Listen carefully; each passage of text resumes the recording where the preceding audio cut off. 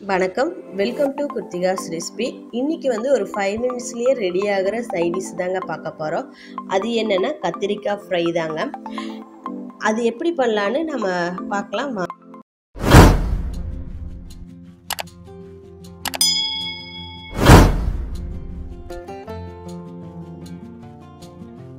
வாங்க, கத்திரிக்காய் ஃப்ரை பண்ண வந்து ஃபஸ்ட்டு வந்து ஒரு பேன் வச்சு அதில் வந்து ஒரு 2 டேபிள் ஸ்பூன் வந்து ஆயில் வந்து ஆட் பண்ணிக்கலாங்க.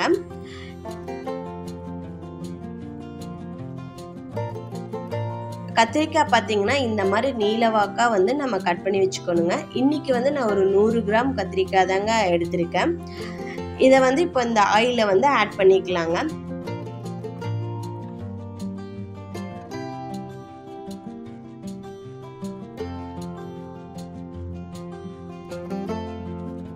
கூட வந்து 1 டேபிள் ஸ்பூன் வந்து காஷ்மீர் சில்லி பவுடர் வந்து நான் ஆட் பண்ணியிருக்கேன். இதுக்கு தேவையான அளவு உப்பையும் நான் இப்போ ஆட் பண்ணிக்கிறேன்.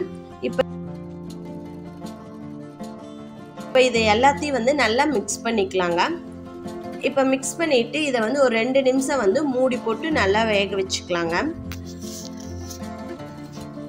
இப்போ வந்து 2 நிமிஷம் ஆயிடுச்சுங்க. கத்திரிக்காய் பார்த்தீங்கன்னா வந்து ஒரு 3/4 பதத்துக்கு நல்லா வந்து வெந்துருச்சுங்க.